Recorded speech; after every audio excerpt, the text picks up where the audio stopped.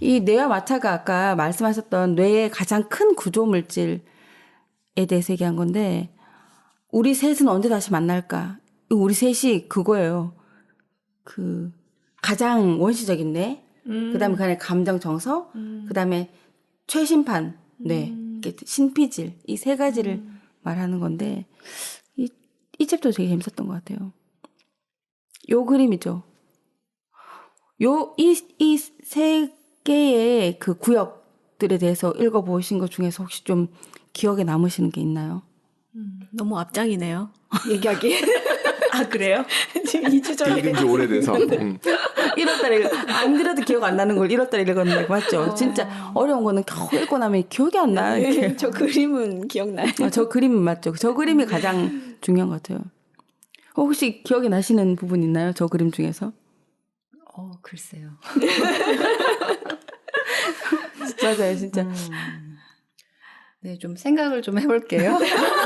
생각나시면 중간에 뭐 들어가면 기억이 날 거예요. 저도 막 책을 뒤져가지고 분명히 읽었는데 저 R 복합체는 용어로 쓰지 않거든요. 지금 우리는 그냥 파충류의 뇌라고 하거든요. 가장 원시의 뇌.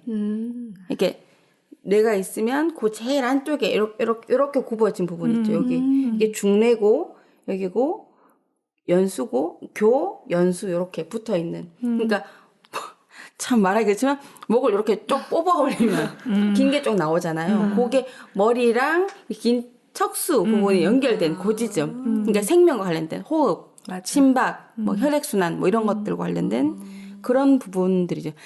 살아야만 되는 그 중심이 되는 요소들. 그리고 그 위에 그걸 전체를 덮고 있는 변연계. 저게 영어로 이제 변연계 굉장히 와닿지 않죠. 한국말로 흔히 안 쓰는 용어이잖아요. 변연계 좀 많이 쓰긴 하죠. 들어봤어요. 근데 진짜 저런 변연이라는 단어를 쓰지 않지 않나요? 저 개는 뭐 어떤 계열이라 하지만 저는 대학교 때 저 변연이라는 단어를 한자도 모르겠고 림빅 시스템이라고 하는데 저 림빅이라는 게 어떤 그걸 또 안 들어봤는데. 그렇죠. 그거나 저거나 둘 다 헷갈리고. 저는 알복합체를 미리 좀 말씀해 주셨으면 책 읽을 때 괜찮았을 걸. 저게 좋고 뭔 말인지 잘 몰랐어요. 미드덕이 많이 잘못하셨네요. 이거는 이 책에서 그냥 그때 당시에는 용어가 정확하지 않았던 것 같아요. 그냥 70년대 용어구나. 지금 저 용어를 써서 이제 파충류의 뇌 이렇게 얘기하고 저것도 맞아요. 용어를 어떤 부위라고 통칭하진 않아요. 지금도 그냥 뇌간이라고 얘기해요. 뇌에서 가장 중요한 부분이기 때문에 중뇌 교요 연수 이거를 지금은 한자로 뇌간이라고 스템셀 이렇게 얘기하거든요. 저기 보면 맨 안에 게 reptilian 컴플렉스라고 돼 있잖아요. 저게 이제 파충류, 랩타일이 파충류잖아요. 파충류적인 그 복합체를 말하는 거고, 림빅이 가장자리를 둘러싸다 이런 뜻이거든요. 림빅 시스템이고, 그 다음에 맨 위에가 네오, 그 새로운 코르텍스 피질, 신피질, 저거를 한글로 하고 한자로 하니까 진짜 이상한 말이 되는 것 같아.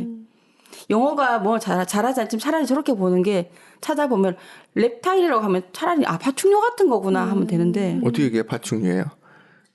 근데 저거 찾아보면 파충류. 이게 아마 저희가 쓰고 있는 용어들이 대부분 영국이나 이런 데서 만들어진 용어가 일본 거쳐서 들어왔을 거예요. 그리고 한자로 변환하고. 맞아요. 더 모르겠어. 그래서 더 힘들어지는 우리 그런 용어들 되게 많잖아요. 네.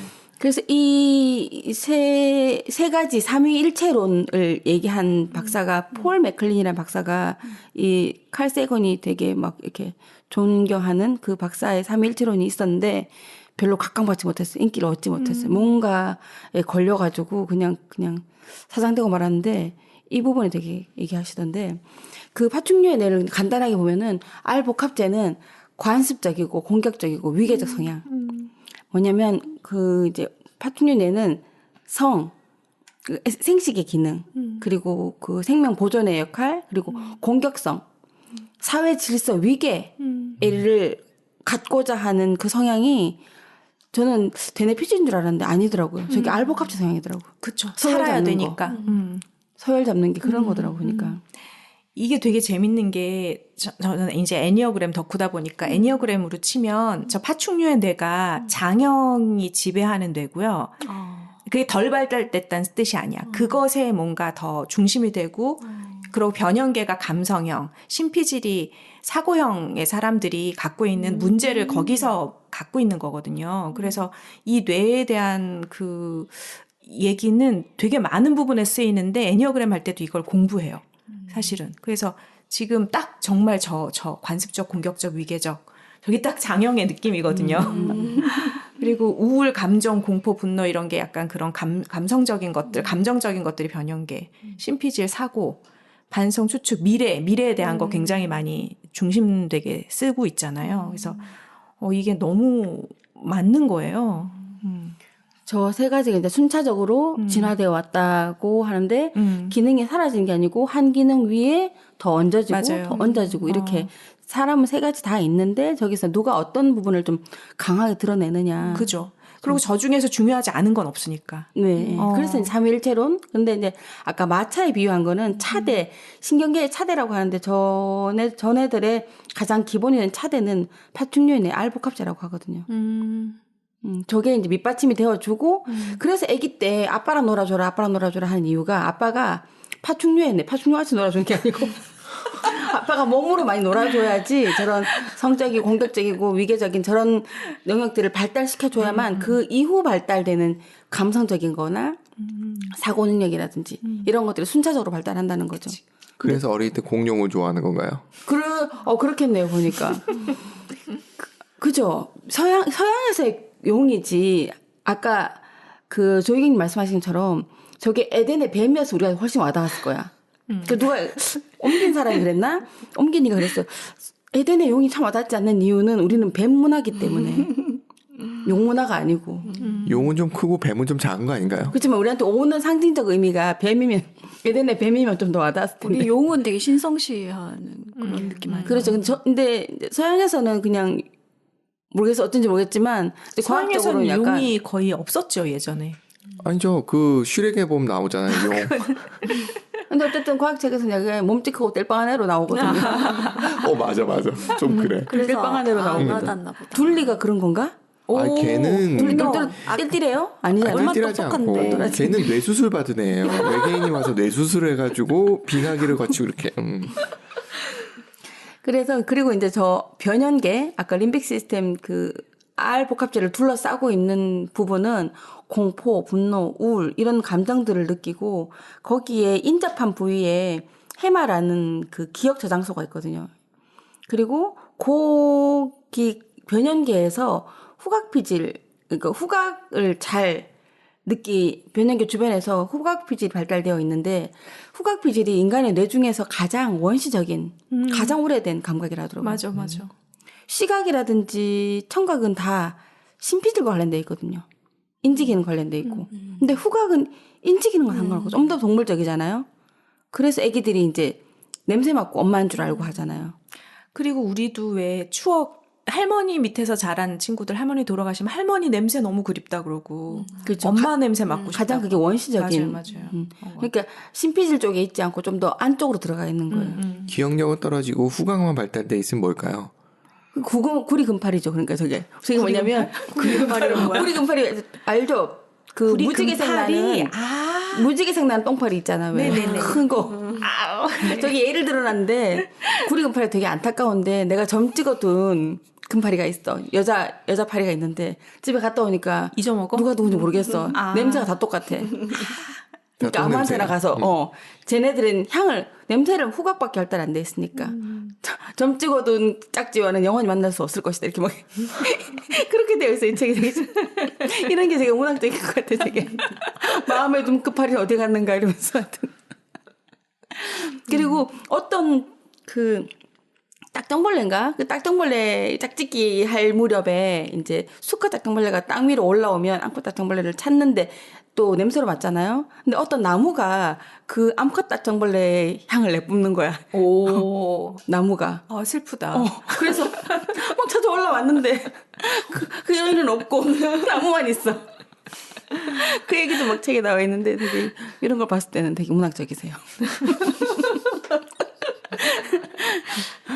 그리고 이제 그다음 신피질 부분을 보면은 신피질이 이제 깊이 있는 사고, 반성, 추론 이런 것들 앞에랑 조금 차이가 있죠. 복합체는 반성하지 않아. 변형계는 반성하지 않아. 계속 울거나 우울할 뿐이고. 그치. 감정을 느끼는 거지. 신피질은 반성과 향후에 대한 추론을 해요. 이거 되게 잘나 보이는데 그렇지도 않아. 창조가 안 돼. 뒤에 나와요. 되게 잘나 보이지만 그렇지도 않아. 각자의 역할이 있다. 맞아요. 저 신피질이 이제 미래에 대한 예측을 하는 그 구역이잖아요. 그 신피질 중에서 전두엽 부분이 얘기가 나와 있는데 전두엽이야말로 인간 근심의 본원지다. 여기가 바로 불안의 원천이다. 그럼 전두엽이 비활성화되면 근심 걱정이 없어지나요? 없어지죠. 왜 그 그래서 방법을 찾아야 되겠군요. 치매 오면 근심 걱정 없잖아요. 치매가 전두엽부터 오나요? 치매가 이제 전두엽이 고장 난다는 것은 모든 사고 기능에 약간 복합적이고 고차원적 사고 기능 마비되잖아요. 그 치매 오신 분들 보면 거의 그 알복합제하고 변형계밖에 없거든요. 거의. 술을 마셔도 비슷해지나요? 마비는 되겠다. 마비도 되죠. 네, 여기 환각제 얘기 나와요. 우리 그때 얘기 나눴던 환각제 얘기 나오는데. LSD 뭐 이런 거? 이들이 뭐냐면은 그쵸. 뭐가요? 제가 적어놓은 거라 좀 어디다 적어놨는지 걱정 근심의 원인이다. 예, 걱정이 원인인데 얘가 이제 전두엽 절개를 이렇게 해보잖아요. 그러면 걱정 의심이 싹 사라져요. 단 주의사항은 인간성이 없어져. 인간성이 좀 없는 애를 보면 전두엽 절개됐을 수도 있어. 그리고 이제 진화적 측면 봤을 때 전두엽이 발달하고 네 발로 기다가 일어서게 됐다고 얘기를 하거든요. 그거는 확실한 근거가 있대요. 저도 생각에 그냥 단순하게 일어서고 전두엽 발달했나 싶었는데 아니에요. 전두엽이 발달해서 일어서게 되고 그리고 손을 쓰게 되고 그리고 돌연변이에 의해서 그렇게 됐다라는 썰이겠네요. 그런 것 같아요. 근데 아니 그 전두엽 발달하고 직립자세에 대한 그 전후는 나타나 있대요. 근거로서. 그러니까 네. 돌연변이가 일어나서 어떤 개체 중에 그렇죠. 네. 전두엽이 발달을 하니까 직립을 했고 네네. 걔네들이 주종이 됐다 뭐 이런 식의. 예, 저도 이제 저걸 보면서 반성과 추론, 뭐 불안, 근심 이게 신피질 과하게 발달된 사람들, 그 전두엽 과하게 발달된 사람들. 한잔 하시죠. 그래서 술을 하는구나. 방법이 그거밖에 없네요. 그래서 아마 그 술을 좀 해서 살짝 그 전두엽을 내려놓고 싶은 거지. 그렇구나. 근데 내려놓는 방법이 뒤에 나와요. 꿈이 또 있어, 꿈.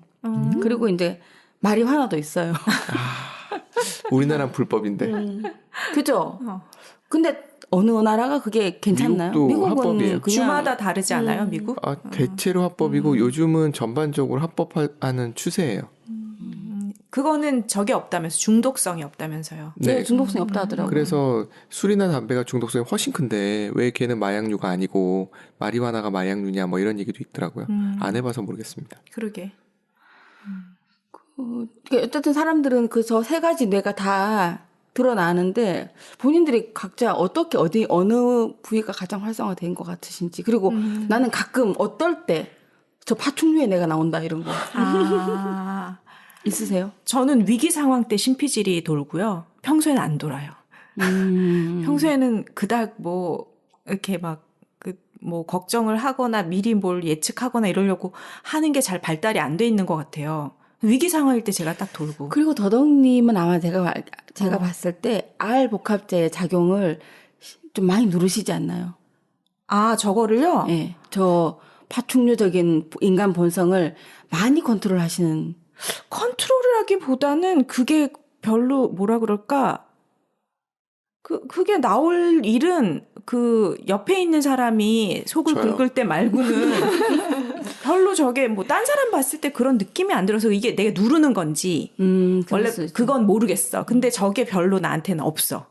없고 별로 중요하지도 않고 어떨 땐 불편하고 별로 익숙한 게 아니라서. 다른 분들은 어떠세요? 자기가 주로 나타나는 성향하고. 지금 저기 알복합제 시기라서 방학이자 방학. 방학에 그 시기야? 그게 올 때가 있지. 그게 방학에는 항상 올 저 때가 알복합제로 살고 있어요 집에서.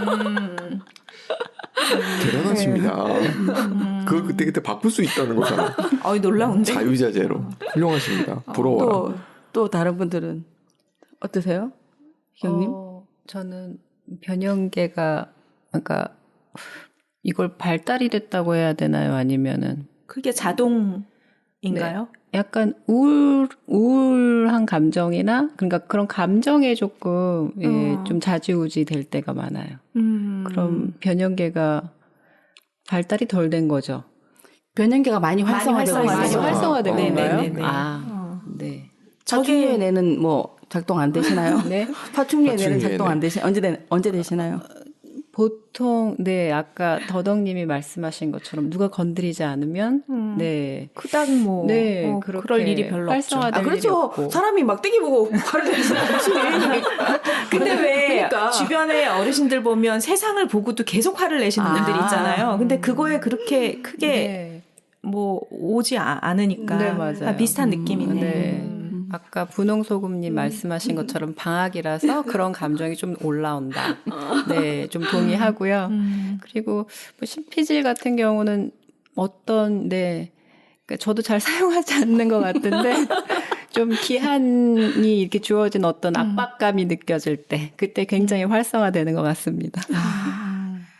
아마 지난 학기 기말고사 때 그때 잠깐 신피질 쓰시고 네. 아 공부하셨었구나. 네. 지금 과정 중이세요? 진학을 하셨어요. 또 너무 파충류만 사시다가 네, 맞아요. 변형계와 파충류의 내로만 살다가 요즘 신피지를 좀 사용하고 있습니다. 돈을 내고 네. 작동이 돼. 아, 저게 머니하고 관계가 있군요. 그럼요. 깊이 있는 사고를 하게 되고 갑자기. 그렇죠. 그래서 이 부분은 좀 제가 생각해 볼 부분이라서 갖고 와봤는데 누구의 신피질인가에 따라서 이게 이제 칼 세이건 박사가 갖고 있는 생각들인데 신피질이 발달하지 않은 태아의 낙태나 신피질 기능이 소멸한 뇌사 환자의 안락사에 대해서는 그렇게까지 고민하면서 왜 우리는 상당한 지능을 갖춘 원숭이나 침팬지에 대해서 계속 그냥 실험을 하고 죽이고 동물원 사육하고 그런 거에 대해서 그들의 투표권을 주지 않고 개종을 위해서 전도하지 않고 이런 건 왜 고민해보지 않냐 라고 얘기를 하시더라고요. 일단은 원숭이는 종교를 인식할 수 없어. 제가 잠깐 찾아봤었는데 영장류목에서 나온 건데 꼬리가 있으면 원숭이고 꼬리가 없으면 유인원이래요. 그리고 이제 같은 계열인데 유인원에서 이제 침팬지랑 보노보랑 인간은 같은 계열이래요, 이게. 같은 계열이고 최초의 이들의 조상은 아프리카에 있던 어떤 그런 유인원 종이죠, 종. 거기서 분화가 되었는데 애를 낳았는데 하나는 어느 딴 데로 가서 살다 보니까 침팬지가 되었고 하나는 어디로 가 살고 있는데 얘는 둘이 형제인데 얘는 사피엔스로 해서 인간이 되었고 근데 나중에 다 커서 보니까 얘가 자기 형제를 가두어서 실험하고 살해하고 이러고 써먹고 있는 거지. 그 얘기를 읽으면서 이게 그렇게 되는 거였구나. 이게 그러니까 원숭이랑은 사촌지간이기도 하지만 침팬지는 우리한테는 직접적인 형제 관계인 거죠. 유전자로서는 98.8% 같대요. 근데 그런 식으로 따지면 우리가 물고기 회쳐 먹는 거에 대해서 죄책감을 가져야 돼요. 그러니까 불교가 아예 생명 중에 동물 생명을 아예 해치지 않으려고 근데 사실은 하는. 좀 더 들어가면 식물도 사실은 계열이 그렇죠. 다르다고 볼 수 맞아요. 없기 그래서 이제 때문에. 아까 그 염색체라든지 원자까지 들어가면 다 같은 계통에서 생명체는 다 같은 계통이지만 거기서 이제 가장 낮은 개까지 갈 건 없고 그래서 가까운 종이라든지 요까지 봤을 때 침팬지나 보노보나 얘네들하고 우리는 거의 같은 98.8% 같은 계열이라는 거죠. 그런 데 있어서 이제 저 얘기를 하신 것 같아요. 근데 이것도 제가 봤을 때는 구역을 어디까지 정하느냐 그런 맞아요. 느낌이 좀 있어서 초파리하고 인류도 이 97점 몇 % 맞아요. 비슷하니까. 맞아요. 그래서 이제 그런 부분들에 대해서 구역을 막 아까 말씀하셨듯이 맞는데 저도 이제 저렇게 생각을 해보니까 만약에 신피질 발달 여부 아까 말씀하신 의식의 발달 여부 원숭이가 의식이 있고 침팬지가 의식이 있거든요. 침팬지를 데리고 실험을 했는데 한 여자 박사가 네. 실험을 해서 신생아랑 침팬지를 낳아서 침팬지 낳지 않지. 깜짝 놀랐어요. 신생아하고 그분이 나오신 줄. 낳은 신생아랑 침팬지랑 같이 키워 3년을. 같이 키웠는데 똑같이 발달하다가 이제 일어서고 걷고까지 다 하는데 이제 구강을 이용해서 발화를 하는 것부터 이제 인간이 달라지는 거죠. 그러면 우리가 인간이 쓰는 언어라는 기준을 봤을 때 침팬지가 모자란다고 보는 게 아니고, 그럼 침팬지 입장 봤을 때는 그러면 언어라는 거 인간의 테스트 도구잖아요. 그렇죠. 그러면 그걸 빼자. 그럼 둘 다한테 수화를 가르치자. 해서 이제 수화를 가르쳐 봤어요. 했더니 침팬지가 어느 정도까지 얘기가 다 되는 거예요. 수박 같은 걸 보고 이거 뭔 줄 알아? 이렇게 물어보니까 수화로 대답을 하는 거죠. 뭐 과일 나오는 뭐 달콤한 물이 나오는 과일 아니면 오렌지 보고는 오렌지색 사과 이렇게 대답을 하는 거예요. 그리고 그 침팬지가 루시라는 건데 그 루시를 돌보는 그 사육 이제 실험자 그 연구원이 로저인가 그런데 하여튼 루시가 로저를 간지럽혔어. 로저가 루시를 간지럽혔어. 이 주어하고 그 객체 주객을 얘가 이해를 하는 거죠. 이 정도의 문장들을 수어로 되는 거예요. 그래서 이제 어떤 연구 결과에서 확실하게 침팬지가 의식이 있고 강한 정서를 느끼기도 하고 인지 기능을 우리가 쓰는 인간에게 쓰는 인지 기능 테스트용으로 테스트할 수 없지만 이들에서 쓸 수 있는 테스트를 한다면 상당히 지금 높은 위치까지 올라와 있다. 그래서 저 얘기를 하신 거예요. 왜 그 대부분의 대도시들에서 저렇게 지능이 태아보다도 높은 침팬지를 가둬놓고 교도소에 이렇게 구금된 사람처럼 그렇게 하고 있느냐. 그들의 그 권리는 누가 감히 얘기를 할 수 있느냐. 그래서 혹성 탈출해서 독립을 선포하죠. 그럴 것 같아, 진짜. 그리고 지금 지난번에 제가 얘기했던 왜 지금 사이버 세계에서 막 NFT 얘기할 때 유인원 얘기가 많이 나오잖아요. 걔네들이 캐릭터를 주로 침팬지랑 원숭이를 하고 있거든요. 그게 우리가 아바타로서 가장 둘 수 있는, 물고기를 둘 수는 없잖아. 그나마 가장 우리가 아바타로 둘 수 있는 게 침팬지나 뭐 이런 식의 유인원들이 아닐까 하는, 거기서도 우리가 알 수 있지 않을까 싶기도 해요. 이런 정서가 지금은 이제 굉장히 대중화돼서 동물 털을 갖고 뭔가를 한다거나 이런 거를 이제 혐오하는 사람들이 생기고 그래서 마케팅 용어로 이제 비건이 쓰이는 시대가 되어버렸네요. 뭐 일부 단체들에서 그게 나타나고 있지만 그렇지만 저는 이제 뭐 롯데월드 가서 수족관에서 뭐 돌고래 사진 찍고 온 딸한테도 얘기했지만 이 돌고래는 답답하지 않을까? 자기 집은 바다인데 엄마도 없이 아기 때부터 여기 와서 막 돌고 있는 수영하고 있는데 너는 되게 예쁘다 사진 찍고 있지만 어떠냐? 별 생각 없긴 하지만 그쵸, 원래 거기 아직은. 있었으니까. 근데 저도 이제 그런 식의 시선을 보게 되더라고요. 동물원 가야 되나 애 데리고 진짜. 그런 생각 들더라고요. 안타깝기도 하고. 옐로스톤을 가시죠. 아 자연에서. 걔들은 거기 사는 애들이잖아요. 그렇죠. 좀 멀다. 어. 여기 이제 뭐 좀 빨리 나가야 되겠죠? 이제 4장인데 뒤에부터는 제가 대충 했어요. 메타포로서 에덴, 이 에덴에 대해서 좀 아까 그 첫 번째 페이지 초록색 네. 그 장면이 난 떠오르던데 앞에 말했던 이 아주 오래전 네 발로 기던 유인원이 나무에서 떨어지다가 이제 떨어지지 않기 위해서 바닥에서 잠을 자고 전두엽을 활용해서 서고 뭐 이런 것들에 대해서 이제 나오긴 하는데 여기서 지금 오스트랄로피테쿠스 두 번째 칸에 보면요 연약한 오스트랄로피테쿠스가 나오거든요. 저들이 이제 지금 호모 하빌리스라고 나오죠 세 번째 칸에. 네. 하빌리스가 도구로 사용한 그나마 가장 머리가 좋은 비골 안에 보면 넓은 이마, 잡식성의 완전한 직립보행. 이 얘기를 하고 있거든요. 이 챕터에서는. 근데 위에 보면 오스트랄로피테쿠스, 로버스투스 쟤네들은 그 하빌리스랑 같은 비슷한 시기에 살았어요. 근데 쟤네들은 좀, 잘 씹을 아마 뇌무게가 되게 작았고, 얘네들은 통상적으로 뇌무가 작다 그러고, 그리고 도구를 쓸 줄 모르고. 그래서 아마 이 뒤로 가면서 똑똑한 사피엔스들한테 다 죽임을 당하지 않았나.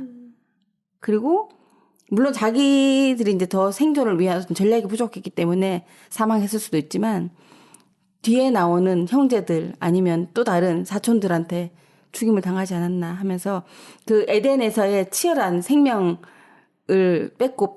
뺏기는 그런 싸움 같은 얘기들이 좀 나와 있었어요. 여기서는. 이걸 꼭 죽였다라고 보는 거는 좀 과잉이라고 생각이 좀 드는 게 그냥 아까 나비 얘기하셨잖아요. 산업혁명 때. 그렇다고 까만 나비가 화려한 색깔의 나비를 나방을 죽인 건 아니잖아요. 말씀하신 것처럼 죽였다라고 볼 수 없지만 나방끼리의 전쟁은 없었죠. 나방은 전쟁은 아니었고 선택된 거라고 보는데 저는 선택도 맞지만 전쟁이 있지 않았을까? 그럴 수 어떻게 있을 생각하세요? 것 같아요. 뭐 내가 이 지역에서 뭔가 자리를 하고 먹거리를 잘하고 있는데 그 근처에 뭐 있다 비슷한 종족이 그러면 몰아내려고 하는 게 인간들의 습성이라 그랬을 수 있을 것 같긴 해요. 근데 이렇게도 볼 수 있지만 그 당시에 사피엔스의 힘으로 봤을 때는 제가 봤을 때 누굴 죽였다라기보다는 그들이 적응을 못했다 쪽으로 봐야 되지 않나 싶어요. 그러니까 천적이 워낙 많았기 때문에 우리가 봤을 때 지금은 사실 천적을 못 느끼잖아요. 이 상황의 시선으로 보니까 그런 얘기를 할 수 있는 거지. 그 당시 시선으로 보면 저는 그게 되게 와닿았거든요. 인간은 먹이사슬의 중간밖에 안 됐다. 그러니까 천적이 되게 많았던 거예요. 그런 상황을 생각해 보면은 사피엔스가 네안데르탈인을 죽였다? 저도 그 생각을 했었었는데 생각해보니까 사피엔스가 그렇게 힘이 좋지 않았을 것 같은데 라는 생각도 좀 들더라고요. 전략이 있죠. 사피엔스는. 그렇죠. 그래서 모든 저런 종들 중에서는 가장 전략적으로 그래서 저 이마와 전두엽 얘기를 계속 하고 있거든요. 이게 가장 발달된 지성체라고 하기 때문에 그래서 아마 전쟁이 있었고 뭐 전쟁이 있다면 서로가 죽이고 죽임을 당하는 사이였기 때문에 아마 물론 선택을 받아서 있고 다른 것들에 의해서 뭐 변화가 있겠지만 같은 정도로 봤을 때는 분명히 전쟁이 있지 않았을까. 그래서 이제 그런 얘기를 하는 것 같아요. 아까 말씀하신 네, 아까 얘기했던 거고. 그래서 이제 저 아까 얘기한 게 이거죠. 직립보행이 대뇌화보다 선행했다. 네. 아기들이 지금 태어날 때 왜 우리 머리 여기 뚜껑 안 닫혔다고 하는 맞아요, 맞아요. 그 어른들 막 손대지 말라 하면서 천문 네. 그러잖아요. 그게 이제 저는 이걸 보면서 되게 깜짝 놀랐는데 네. 신피질의 폭발적인 성장으로 이게 진화가 못 따라가고 있는 거죠. 그러니까 뇌의 부피가 커지면서 발달되고 있는데 골격이 못 따라가고 있는 거죠. 그래서 그 증거로 남아 있는 게 그런 거. 그게 나중에 다치는구나. 그렇죠. 나중에 다치죠. 태어나서 한 달? 1년 정도? 1년이라고 걸려요? 제가 알고 있는데 1년 동안 한 2, 3개월 조심하라고. 내로 다치는 것 같은데. 근데 어릴 때 1년까지는 왜 아니에요. 아이들이 그 침대 위에서 떨어지고 있는 게 한 6개월 정도 막 뒤집고 막 이럴 때 맞아. 떨어지잖아요. 그래도 조금 충격이 덜했던 게 그게 그나마 열려 있어서 떨어져도 내 충격이 덜하다 뭐 이렇게 얘기를 들었던 것 같아서 꽤 맞아요. 오랫동안. 네, 그게 신피질의 폭발적인 성장하고 이제 인간이란 종의 육체적 진화하고 이게 밸런스가 안 맞는 거지. 그래서 나타나는 근거이지 않을까 하고 얘기를 하신 거고 저것도 정확한 얘기는 아니고 그리고 이제 인간의 골반이 아니고 골반. 예, 그 인간의 골반도 그 아기 머리가 크잖아요. 네. 그 동물 중에 이렇게 포유류 중에서 유일하게 산통 겪는 게 사람이래요. 머리가 크기 때문에 머리는 발달했고 머리가 이제 대뇌가 빠르게 발달한 거지 시간에 비해서. 그래서 골반에 걸리게 되는 거고 그래서 산통이 있게 되는 거고. 그래서 굉장히 빠르게 진화를 했구나 두뇌가 진짜. 그리고 이제 언어 발달 최초의 상징적 언어 비언어 몸짓 언어라고 하잖아요. 사냥을 위해서 몸짓 언어가 있지 않았을까. 현재 그 절을 한다거나 목례하는 거 있잖아요. 그게 이제 내가 너한테 경건하게 복종합니다라는. 근데 너한테 굉장히 예의 있게 이렇게 뭔가를 하겠다 그런 거고 그리고 악수를 한다는 거는 나 아무런 무기가 없다는 거 그리고 손 흔드는 거 빠이빠이도 손을 폈잖아요. 아무것도 없다는 거 깨물기 저게 되게 웃겼어. 살짝 우리가 귀여운 애기들 막 깨물잖아요. 이것 봐, 난 널 죽이지 않아, 물어뜯지 않아. 살짝만 깨물 뿐이야. 이렇게 이게 친근함의 표현이래요. 내가 언제든지 널 물어 죽일 수 있지만 난 살짝만 깨물겠어. 이렇게. 되게 그렇게 저렇게 그러니까 저렇게 상징 언어가 우리한테 아직까지 남아 있잖아요. 그죠? 꽤나 생각해 보니까 그런 행동들을 하면서 왜 이 행동이 그 행동과 연결되지 생각해 본 적 없거든요. 이런 걸 책을 보면서 이런 걸 생각해 보니까 되게 재밌는 것 같아요. 그리고 의성어의 발달? 그래서 이제 뭐 예를 들어서 사냥감이 왔으면 내 친구한테 알려가지고 뭐 몸짓을 했겠지. 근데 막 앞에 큰 바위가 있고 나무가 있거나 안 가려서 안 보이면 얘한테 뭐라고 전해야 되니까. 뭐 끼룩끼룩이든 뭐든 소리를 내야 될 거 아니에요. 아마 그래서 의성어가 발달되기 시작했고 그리고 어두울 땐 특히나 의성어가 쓰이게 되겠고 근데 해보니까 몸짓보다 편하거든. 그치, 멀리까지. 그러면서 구강 구조와 성대가 발달하게 되고 몸짓 언어의 보조 수단이었던 것이 이제 언어 이렇게 소통의 중심으로 가게 되었다라고 얘기를 하는 거죠. 그리고 이제 브로카 영역이라고 해서 뇌에서 브로카라고 해서 브로카 베르니케라고 하는데 브로카와 베르니케가 언어 이해 표현이거든요. 딱히 두 가지 아주 구분하지 않지만 두 가지 다 언어 영역인데 브로카 영역이 요 측두엽 부분 어딘가 있어요. 이렇게. 근데 네안데르탈인은 이마가 좁고 두정엽 여기 꼭대기 부분 두정엽하고 후두에 발달해 있어요. 근데 우리 조상은 전두엽하고 척두에 발달해 있죠. 그러니까 더 똑똑한 거지. 그래서 승리하지 않았을까. 뭐 이런 걸 나타나고 그다음에 네 요게 이제 아까 말했던 이 에덴 동산에서 있었던 여러 가지의 일련의 사건들을 가정하고 추측하고 여러 가지 또 근거들을 가지고 좀 확인도 하고 이렇게 얘기가 됐어요. 언어 발달 같은 경우는 확인된 것들도 몇 가지 있지만 대체로 이렇게 추측들이 많았어요.